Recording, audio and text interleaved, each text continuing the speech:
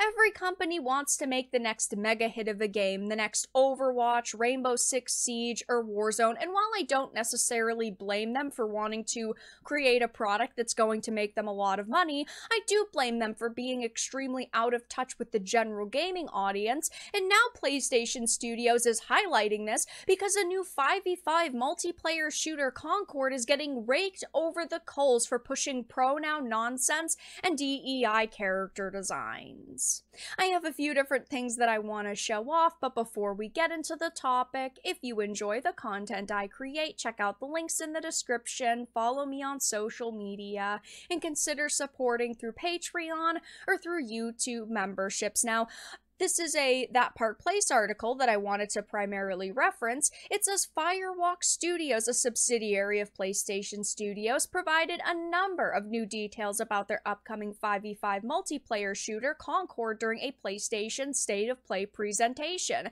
Now, I do stream most of these large gaming events. I did end up streaming the PlayStation State of Play presentation myself, and of course, it is up on the channel if you want to watch it, but right off the bat, from the first cinematic trailer they showed us, we all cringed. It seemed like a knockoff Guardians of the Galaxy. We could tell it was going to be an Overwatch clone, and that was confirmed when we actually saw the gameplay. It looked extremely generic, and while I understand companies want to kind of follow a formula that has worked and they want to create something that's going to make them money, you need to also be creating something new and unique that people are actually going to want to buy, and that just really wasn't the case here, and that was before many of us actually noticed the pronouns. As you can see at the very top right, when they scroll over different characters, they all have pronouns. There is a robot that has a he, him pronoun. Okay, I feel like I'm watching Atlas on Netflix. I think that this is ridiculous. We are reaching maximum levels of Clown World at this point, and there's even characters that it says unidentified or undecided at the top, right? So they want to leave a little bit of mystery, and they did definitely promote during this presentation the fact that they want to have like weekly episodic cinematic trailers for characters so you can get to know them better.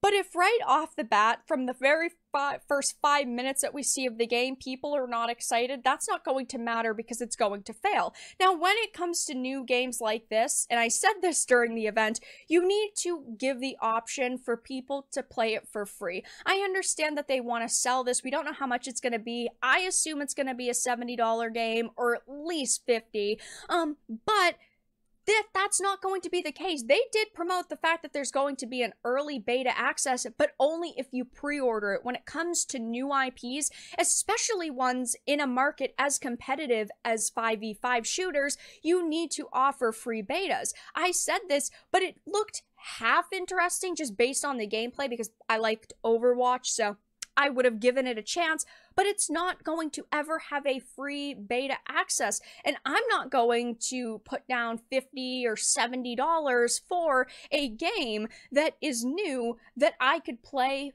for free. Overwatch, I would rather play something for free. Now, we don't know what else this game is going to offer, but it really doesn't seem like it is an extremely unique concept. And now we're also seeing things like undecided in the location where other characters, preferred pronouns are. We do not want this in video games. There is not really an audience for this, and I will say this, okay, because I have to give them a tiny amount of props simply because we see so often projects like this happen with existing IPs and we trash them. Characters get changed around, race swapped, backstories butchered, all in the name of modernity, and that isn't happening here. They're creating something new that they have a target audience for, but at the same time, we're still allowed to criticize this content, and I genuinely don't think that those people will show up to buy this game because those people usually don't. So you have to try to appeal to the audience that plays Apex Legends and Overwatch, and you're not going to do that with a game that is going to be you know, at least $40, probably 50, maybe even 70 at release. That's just not going to happen. People see, you know, robots with pronouns and they shut their TVs off. They try to get refunds. And in this case, they're not even going to purchase the game. And I do think this is going to be a massive financial failure, but I'm clearly not alone with how mediocre I think this looks, because as you can see over on the official PlayStation YouTube channel, this has 205,000 views in 19 hours. It's got 3.3k likes and 18,000 dislikes. People are not interested in what they're promoting is going to be a daring space heist game with a variety of exotic and fantastical maps. Again, if I wanted to play an Overwatch, I would just go and play that instead of spending money on this. People are saying things like, do we have some ideas to make our game stand out? No, boss. Okay, let's make it. 1 week after this game drops, we're sorry this game didn't meet your expectations. 6 months later, shuts down. I really thought we left this era of games behind. How generic do you want your game? Yes. So you're telling me that over 80 developers at least sat down in their offices for 5 straight years developing this game, and none of them asked, where is the soul in this? It really does look like a soulless shell of a game. They were just like, let's follow modern trends. Let's try to make it bright and colorful and flashy. And, you know, forced DEI, and that's the problem. Most of these characters are robots, aliens, people of color, primarily women, and you're allowed to do that with your game, don't get me wrong, but is this going to appeal to a general gaming audience when everything just looks really generic? No, it's not going to. You could have beautiful women, you could have crazy looking aliens, and instead they decided on like this alien that has yellow skin and like a shell on their head. That just does not look good or unique, and this game doesn't really have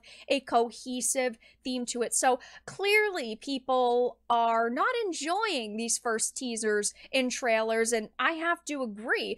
We clearly can see that they had an ideology in mind when creating this. They wanted to create something for modern audiences, which don't really exist. The closest audience to that is sensitive snowflakes on social media, and they don't show up to purchase products, and it just looks like another generic shooter that people might give a chance to, but at the same time may not, because it's a new IP and we could just go and play games that clearly look far superior and that have been on the market for years at this point. So it will be interesting to see what else happens with this game. I'm actually kind of surprised that the comment section has not been turned off on this official gameplay trailer yet. I think that's going to happen. Only time will tell, but I will be keeping my eye on this game. I personally am extremely disappointed with it, like so many people. It looks generic. It doesn't look unique. Pronouns, DEI character designs overall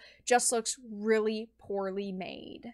But that's all that I really had to discuss in this video. Let everyone know your thoughts in the comments down below. If you enjoyed this, give it a like, and if you didn't, give it a dislike. I appreciate your support either way, but I will talk to you all again in the next video really soon.